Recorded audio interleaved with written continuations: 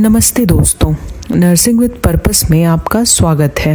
क्या आप जानते हैं कि भारत में हर साल लगभग 1,75,00,000 डॉग बाइट्स के मामले सामने आते हैं और पूरी दुनिया में रेबीज से होने वाली मौतों में से 36% मौतें अकेले हमारे देश में होती हैं। यानी हर साल लगभग 20,000 लोगों की जान चली जाती है और इनमें से 99% मौतें रेबीज इन्फेक्टेड कुत्ते के काटने की वजह से होती हैं। ये आंकड़े सच में डराने वाले हैं, लेकिन एक बहुत अच्छी खबर भी है। रेबीज होने के बाद भले ही जान बचने की उम्मीद न के बराबर होती है, लेकिन अगर सही समय पर सही फर्स्ट एड और इलाज मिले तो इसे 100% रोका जा सकता है। चलिए जानते हैं डॉग बाइट के तुरंत बाद किए जाने वाले फर्स्ट एड के बारे में। जैसे ही कुत्ता काटे, सबसे पहले और सबसे जरूरी स्टेप है वुंड वॉशिंग, यानी घाव को धोना। इसे हम डॉग बाइट मैनेजमेंट का सबसे जरूरी नियम कहते हैं। घाव वाले हिस्से को नल के बहते हुए पानी के नीचे रखें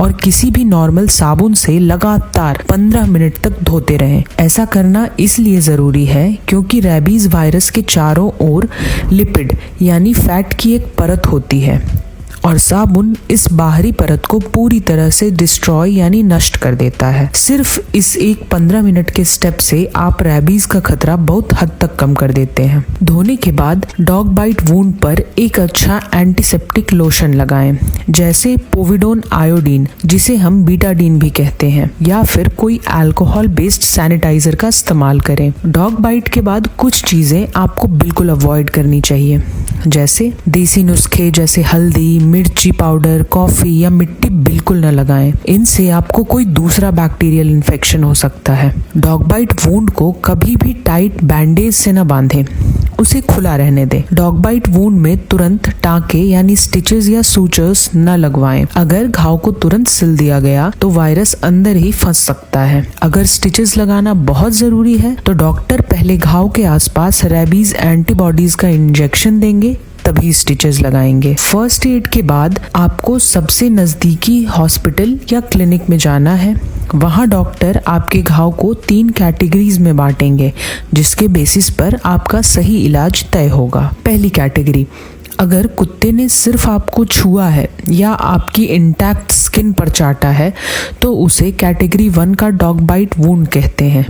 इसमें रेबीज का कोई खतरा नहीं होता। इसका इलाज सिर्फ साबुन से वुंड को धोना है। कैटेगरी 1 में आपको किसी वैक्सीन की जरूरत नहीं है। दूसरी कैटेगरी, अगर आपको मामूली खरोंच आई है जिसमें से ब्लीडिंग नहीं हो रही है तो उसे कैटेगरी 2 का डॉग बाइट वुंड कहते हैं और इसका इलाज है वुंड को अच्छे से धोना और टेटनस का इंजेक्शन लगाना और एंटी रेबीज वैक्सीन, जिसे हम ARV कहते हैं, उसे एडमिनिस्टर करना। तीसरी कैटेगरी, यह सबसे खतरनाक कैटेगरी है। डीप वुंड्स या कुत्ते का एक या एक से ज्यादा जगह काटना जहां से ब्लीडिंग हो रही हो, या अगर कुत्ते ने किसी ओपन वुंड पर चाट लिया हो तो उसे कैटेगरी 3 का डॉग बाइट वुंड कहते हैं। इसका इलाज सबसे स्ट्रिक्ट होता है। इसमें घाव को धोना, टेटनस का इंजेक्शन और एंटी रेबीज वैक्सीन एडमिनिस्टर करना तो होता ही है और इसके साथ रेबीज इम्यूनोग्लोब्युलिन यानी RIG लगाना भी बहुत जरूरी होता है। हमेशा याद रखिए,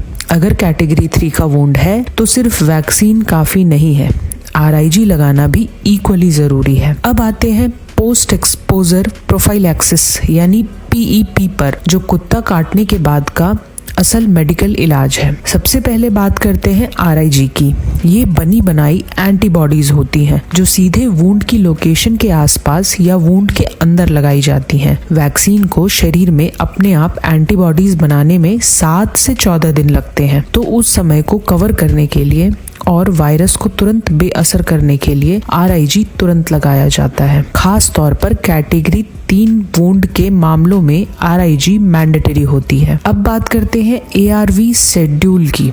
यह पूरी दुनिया में माना जाने वाला नियम है और इसका एक भी डोज छोड़ना नहीं चाहिए। इंट्रामस्कुलर मेथड से इसके 5 इंजेक्शन लगते हैं। इसका शेड्यूल कुछ इस तरह है। पहला इंजेक्शन डे 0 को लगता है। आइडियल केसेस में ये डॉग बाइट वाला दिन ही होना चाहिए। दूसरा इंजेक्शन डे 0 से तीसरे दिन को लगाना चाहिए। तीसरा इंजेक्शन डे 0 से 7वें दिन को लग जाना चाहिए।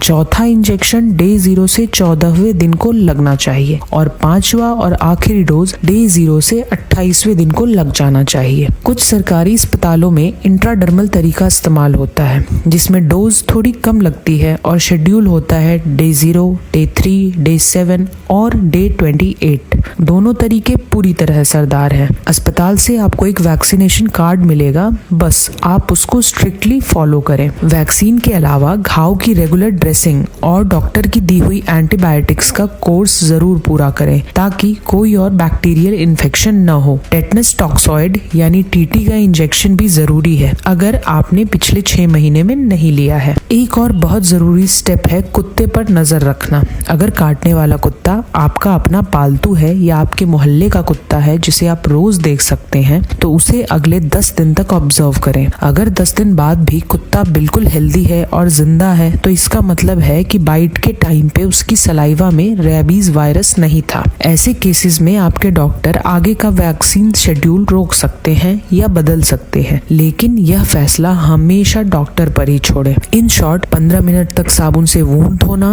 कोई टाइट बैंडेज न बांधना, डॉक्टर से सही कैटेगरी तय करवाना, कैटेगरी 3 होने पर RIG लगवाना और एंटी रैबीज वैक्सीनेशन के शेड्यूल को स्ट्रिक्टली फॉलो करना। रैबीज एक जानलेवा बीमारी है, लेकिन सही जानकारी और सही कदम से इसे 100% क्योर किया जा सकता है। अगर आपको यह वीडियो सच में हेल्पफुल लगी हो तो इसे अपने फैमिली और फ्रेंड्स के साथ शेयर करें। आपका एक शेयर सच में किसी की जान बचा सकता है।